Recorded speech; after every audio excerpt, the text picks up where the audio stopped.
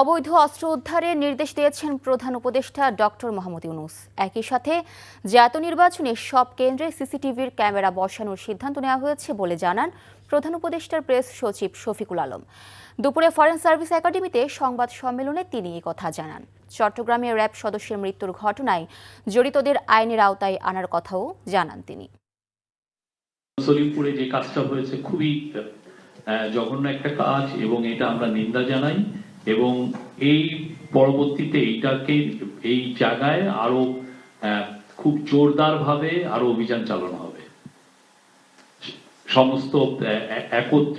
সমস্ত বাহিনী একত্রিত হয়ে কম্বাইন একটা অপারেশন হবে। যারা যারা এটার সাথে জড়িত ছিলেন প্রত্যেককে অ্যারেস্ট করা হবে।